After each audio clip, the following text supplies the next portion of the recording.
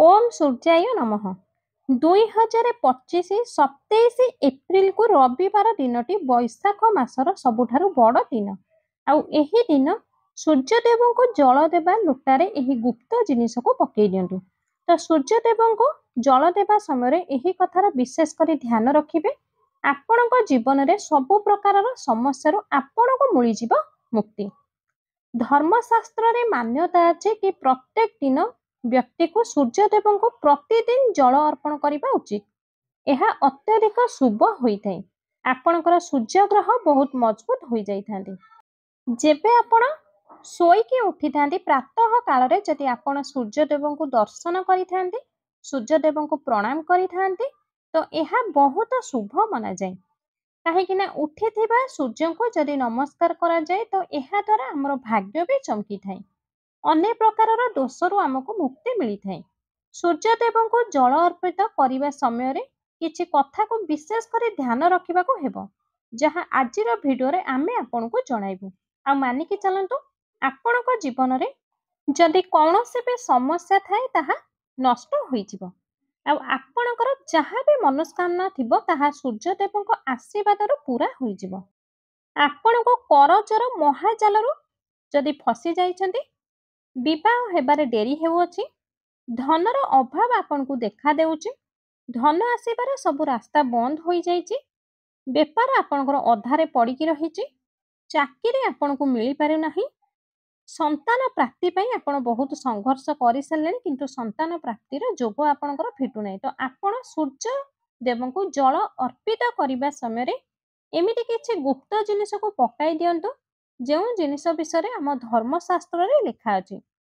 तो आपणकर जहाँ भी मनोस्कामना थाए ताहा पूर्ण हेबो एवं आपणक जीवन में जहाँ भी समस्या थिबो ताहा तुरंत नष्ट होई जिवो। सूर्यदेव को जदि आपण जल अर्पित करूछंती तो यह द्वारा आपणकर भाग्य चमकीबो।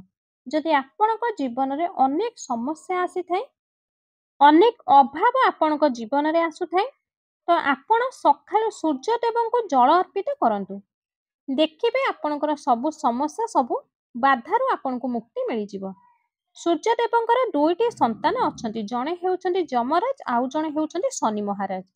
जो व्यक्ति सूर्यदेव को पूजा करिथांती तांको स्वयं शनिराजकर भी आशीर्वाद प्राप्त होइथाय, जहाँ पर आपणकर नवग्रह आपणकर साथ देवा आरंभ कर देइथाय। जदि आपणकर 7.5 चालू थाए तो तार प्रकोप भी आपणकर कमी जाइथाय। आम धर्मशास्त्र रे सफा सफा लिखा अछि कि एमिति रे तो सूर्यदेव को प्रतिदिन जल अर्पित करने उचित। जदि आपण व्यस्त बहुलता जीवन प्रतिदिन सूर्यदेव को जल अर्पित करि परिबे नाही तो खास करे आपण रविवार दिन सूर्यदेव को ठीक तरीका रे जल अर्पित करिथांती, सूर्यदेव को ध्यान रखिथांती, सूर्यदेव को पूजा पाठ करिथांती, साधना करिथांती, तो सही जल रे गोटे गुप्त जिनिस पकाई देइथांती जहाँ आम वास्तुशास्त्र रे बता जाइछि। ताहा आमे आपण को एबे जणाइबु। जहाँ भी मनोस्कामना थिबो ताहा साक्षात पूर्ण होई जिवो।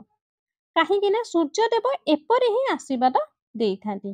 धर्मशास्त्र रे मान्यता अछि कि रविवार दिन सूर्यदेव को पूजा अर्चना जदि करा जाए तो केबे भी आपणकर पूजा विफल जीव नाही। आपणकर समस्त इच्छा पूरा होइथाय। तेबे चलंतु सही गुप्त जिनिसटी कोन जानिबा, किंतु आपण को आम चैनल तरफ अनुरोध, आपण जदि एही वीडियो को देखुछंती वीडियोटी आपन को पसंद आसीबो तेबे वीडियो तो गोटे लाइक करिवे। जदि आपण भी चाहती कि आपण को जीवन में सूर्यदेव को आशीर्वाद बनी रहू, आपण को जीवन में भगवान सूर्यदेव को आशीर्वाद आपण पर सब विश पूरा हेउ, तेबे कमेंट बॉक्स रे ओम सूर्याय नमः अवश्य लिखिबे। एवं आम चैनल रे जदि आपण माने नुआ अछंती चैनल को सब्सक्राइब करि नाहंती, बिना सब्सक्राइब रे वीडियो देखुछंती तो कृपा करी हमर एही चैनल को सब्सक्राइब करी पाखरे थिबा बेल आइकन टी को दबाई देबे। रविवार दिन जदि आपण सूर्यदेव को जल अर्पित करने को चाहूछंती तेबे बेसी डेरी पर्यंत सोईकी रुहंतु नाही, ब्रह्म मुहूर्त आपण उठी जातु। उठी थिबा सूर्य को जदि आपण जल अर्पित करिथांती तेबे आपण को भगवान सूर्यदेवंकर आशीर्वाद मिलिथाय। सूर्यदेव को जल अर्पित कले कौन लाभ होइथाय देखंतु। सूर्यदेव को जो व्यक्ति जल अर्पित करिथांती ତ ସେହି ବ୍ୟକ୍ତିଙ୍କର ସୂର୍ଯ୍ୟ ଗ୍ରହ ମଜବୁତ ହୋଇଯାଇଥାଏ। ସେହି ବ୍ୟକ୍ତିଙ୍କର ଯେଉଁ ଦୋଷ ଥାଏ ତାହା ଶାନ୍ତ ହୋଇଥାଏ। ଆଉ ଯେଉଁ ବ୍ୟକ୍ତିଙ୍କର ସୂର୍ଯ୍ୟ ଗ୍ରହ ମଜବୁତ ହୋଇଥାଏ ତ ସେହି ବ୍ୟକ୍ତିଙ୍କୁ ସଫଳ ହେବାରେ କେହି ବି ରୋକିପାରିବେ ନାହିଁ। ଆପଣଙ୍କର ଘରର ଯେଉଁ ଜାଗାରେ ସୂର୍ଯ୍ୟ ଭଗବାନ ଦୃଶ୍ୟମାନ ହେଉଥିବେ ସେହି ଜାଗାକୁ ଯିବେ, ଗୋଟିଏ ତମ୍ଭାର ଲୋଟାଟିଏ ନେବେ, ଆଉ ସେହି ତମ୍ଭା ଲୋଟାରେ ଜଳ ଭରିବେ। ଆପଣ ଆପଣଙ୍କର ମୁଖକୁ ଉତ୍ତରମୁଖା କରି ଠିଆ ହେବେ ଏବଂ ସେହି ଜଳକୁ ସୂର୍ଯ୍ୟଦେବଙ୍କୁ ଅର୍ପିତ କରିବାକୁ ପଡ଼ିବ। ଆଉ ଯେଉଁ ଜଳ ଆପଣ ଅର୍ପିତ କରିବେ ସେହି ଜଳର ଧାରାର ମଝିରେ ଆପଣ ସୂର୍ଯ୍ୟଦେବଙ୍କୁ ଦେଖିବେ ଏବଂ ଜଳ ଅର୍ପିତ କରିବା ସମୟରେ ଓମ୍ ସୂର୍ଯ୍ୟାୟ ନମଃ ଏହି ମନ୍ତ୍ରକୁ ଜପ କରିବେ। ଏହି ମନ୍ତ୍ରଟି ସୂର୍ଯ୍ୟ ଭଗବାନଙ୍କର ବୀଜ ମନ୍ତ୍ର ଅଟେ। ତାପରେ ଯେଉଁ ପାଣି ଭୂମି ଉପରେ ପଡ଼ିଥିବ ସେହି ପାଣିର ଚାରିପଟେ ଆପଣ 3 ଥର ପରିକ୍ରମା କରିବେ। ପରିକ୍ରମା କରିବା ସମୟରେ ଆପଣ ଓମ୍ ସୂର୍ଯ୍ୟାୟ ନମଃ ମନ୍ତ୍ରକୁ ବି ଜପ କରିବେ। ଏତିକି ଆପଣଙ୍କୁ କରିବାକୁ ପଡ଼ିବ। ତାପରେ ତଳେ ପଡ଼ିଥିବା ଜଳକୁ ଆପଣଙ୍କର ହାତରେ ଆଣି ଆପଣଙ୍କର ମଥାରେ ତିଳକ ପରି ଲଗାଇଦେବେ। ଏହିପରି ଯଦି ଆପଣ ପ୍ରତ୍ୟେକ ରବିବାର ଦିନ କରିବେ ତ ଆପଣଙ୍କର ସୂର୍ଯ୍ୟଗ୍ରହ ମଜବୁତ ହୋଇଯିବ। ଏବେ ଆସନ୍ତୁ ଗୋଟିଏ ଉପାୟ ଜାଣିବା, ଆଉ ଏହି ଉପାୟଟି ହେଉଛି ଜବରଦସ୍ତ ଉପାୟ। ଯଦି ଆପଣ ଆପଣଙ୍କ ଜୀବନରେ କରଜ କରିଛନ୍ତି, ସେହି କରଜକୁ ଆପଣ ଫେରାଇବା ପାଇଁ ଚାହୁଁଛନ୍ତି, କିନ୍ତୁ ଏମିତି କିଛି ବାଧା ଆସୁଛି ଆପଣ ସେହି କରଜକୁ ଫେରସ୍ତ କରିପାରୁନାହାନ୍ତି, ଆପଣଙ୍କ ଜୀବନରେ ଧନ ଆସିବା ବନ୍ଦ ହୋଇଯାଇଛି, ତ କ'ଣ କରିବେ? ଆପଣ ଏବେ ଏହି ଉପାୟକୁ ଧ୍ୟାନର ସହ ମନେ ରଖନ୍ତୁ।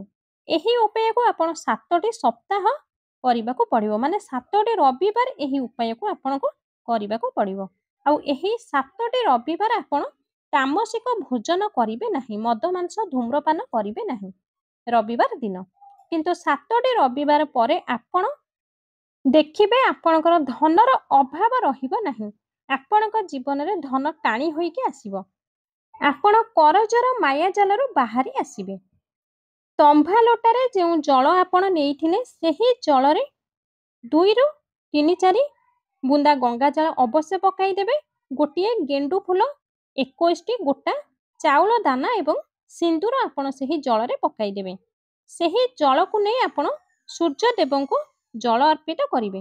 ଆଉ ଏହି ଉପାୟ ଆପଣ 7ଟି ରବିବାର କରିବେ। ଯଦି ଆପଣ ଏହି ଉପାୟକୁ 7ଟି ରବିବାର ଲଗାତାର କରିଦେଉଛନ୍ତି, ଆପଣଙ୍କର ଯାହା ବି କରଜ ଥାଏ ତାହା ଶେଷ ହୋଇଯିବ। ଆପଣଙ୍କ ଜୀବନରେ ଧନ ଟାଣି ହୋଇ ଆସିବ।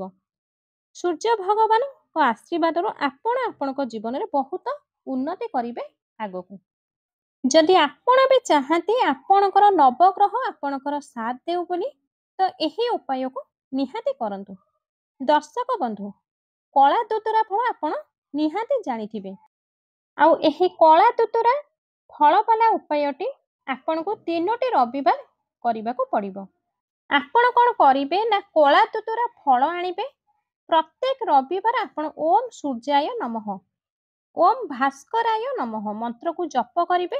ସୂର୍ଯ୍ୟ ଭଗବାନଙ୍କୁ ଜଳ ଅର୍ପିତ କଲା ପରେ କଳା ଦୁଦୁରା ଫଳକୁ ଅର୍ପିତ କରିବେ। ସେହି ଫଳ ଯେତେବେଳେ ତଳେ ପଡ଼ିଯିବ ଭୂମି ଉପରେ, ସେହି ଫଳକୁ ଭୂମି ଉପରୁ ଉଠାଇ କୌଣସି ଏକ ଶମୀ ଗଛ ମୂଳରେ ସେହି ଫଳକୁ ରଖିଦେବେ। ଯଦି ଏହି ଉପାୟକୁ କରିଦେବେ ତେବେ ଆପଣଙ୍କର ନବଗ୍ରହ ମଜବୁତ ହୋଇଯିବ। ଆପଣଙ୍କର ନବଗ୍ରହ ଆପଣଙ୍କୁ ସାଥ ଦେବା ଆରମ୍ଭ କରିବ। ଆପଣ ଆପଣଙ୍କ ଜୀବନରେ ବହୁତ ହିଁ ଉନ୍ନତି କରିବେ।